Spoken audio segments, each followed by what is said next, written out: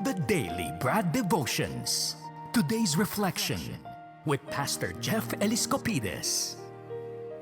Pastor Jeff, good morning. Inaabangan ka na ng birthday girl na si Janet Santos. How you doing, Pastor? Wow, good morning, Janet. Yeah. Birthday din ng isang follower natin na taga Philippine Mental Health, Regina Manzano Casanova from her husband, si Alvien. Happy birthday. Oh, happy birthday po Morning. sa lahat na nagsaselebrate ng birthday ngayong araw na ito. Pastor Jeff, back to work Monday tayo, pero bago magsimula to isang linggo ulit ng pagtatrabaho natin, anong magandang balita na hatid mo sa mga kapatid natin? Nako, napakagandang balita. Lagi naman yan. Alam mo naman tayo dito. Pag Monday, ini-encourage natin. Simula na naman po ng paglilingkod sa ating mga bossing o ikaw ang bossing. Paglilingkuran mo yung pinagsiservisyo mo, anumang negosyo meron ka. May maganda ako itong Bible verse. Ang question is, who's your master? God or gold? Ganda yan ha. Sabi sa Matthew 6:24, no one can serve two masters. Either you will hate the one and love the other, or you will be devoted to the one and despise the other. You cannot serve both God and money. Alam niyo po, ang tagal ko na nagpapastor, lagi kong tinatanong to, bakit hindi you cannot serve both God and Satan? Yun ang pinakakalaban ni God, si Satan. But come to think of it, sa trono ng puso natin, ang kalaban ng Diyos, hindi si Satanas. Pera, power, position. At sa estado po ng bansa natin, yung parang yung corruption seems to be everywhere, mula sa, alam mo yung matataas na posisyon hanggang sa low, sa barangay level. Isipin mo yung corruption po, hindi naman nagsisimula sa Malacanang, Congress, Senate, DPWH. It starts in the heart.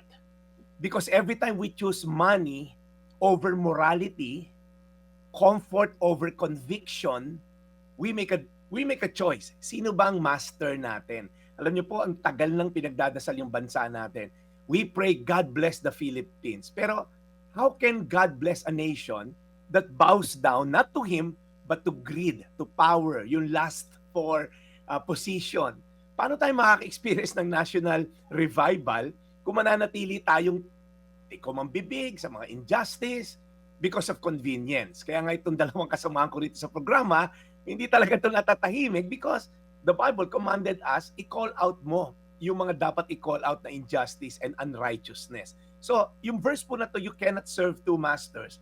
The issue of corruption is not only political, it's spiritual. Ulitin ko po hindi lang to political. Maayos mo man yung political landscape. Kung yung uupo na panibago, spiritually, sablay, talagang bad news. Nasa puso po talaga yan. God is not after our money. He's after our loyalty. At hanggat di po tayo natututo ng mga tao na talagang mapalaya ang ating pagmamahal sa pera, sa kasakiman, our nation will remain bound by corruption. Kaya gusto ko lang kayong encourage na hindi naman po ako nagiging cynical. May pag-asa naman yung bansa natin. Otherwise, hindi na ako pumayag kay Brad Ted na magkaroon pa ng segment dito kung ako ay sumuko na rin. Naniniwala pa rin po ako that corruption is not just a national issue, it's a heart issue. And when the heart is ruled by Christ, even a corrupt nation po may heal. Yung revival po in the Philippines will not start sa palasyo, but in the pews. Yan po, yun nasa mga simbahan. When every believer declares, I will serve God, not gold, the light of righteousness will shine again in our land. Tandaan nyo po, ni-remind ko kayo, nakalimbag sa pera natin yan. Blessed is the nation whose God is the Lord. Pinagpala ang bansa na ang Diyos ang Panginoon. Tanong, as I end in prayer, sino yung master na nakaupo sa trono ng puso mo? Have you compromised your integrity? Even in small ways para may convenience o nanatili ka sa conviction mo. Matthew 6:24, no one can serve two masters.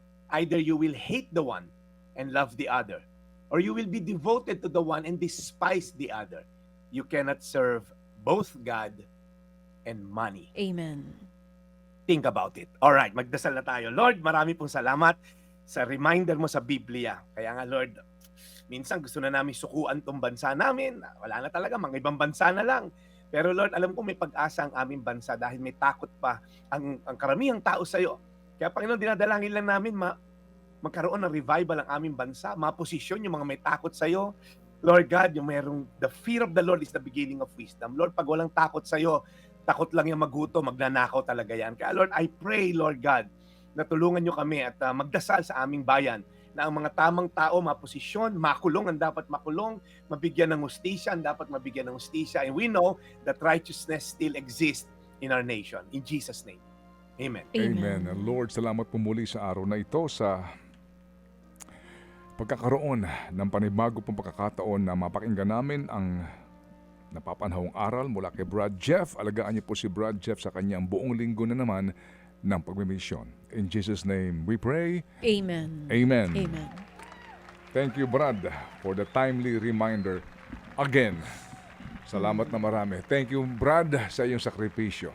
At sana itong buong linggong ito, hindi tayo makaramdam nitong mga itong idudulot itong bagyong Tino sa lahat po ng mga lugar na tatamaan po ng bagyong ito. We pray po sa safety ng ating mga kababayan. All right, Brad. Amen. Maraming salamat, Brad Ted. Napapanood naman tayo sa buong bansa. Kaya sana marami ring nakapakinig ng ating reminder. Patuloy nating sambahin ang ating Diyos. Salamat po. Ito po ang inyong Daily Brad. Once again, your daily dose of inspiration. Thank you. Serving the people, Brad Jeff Eliscopides. Mga kapatid, brothers and sisters, saan ka pa? Dito na tayo sa totoo. Dito na tayo sa True FM. Mga kapatid, mag-subscribe and follow po kayo sa social media accounts ng True Network PH. Yan po kami, hanapin nyo lang True Network PH, Facebook, Instagram, YouTube, TikTok, and podcast. Mapa Apple or Spotify man yan, mahahanap nyo kami. Lahat ng mga napapanood at napapakinggan nyo po sa programa, nasa social media accounts namin yan. So paano mga kapatid? See you sa social media!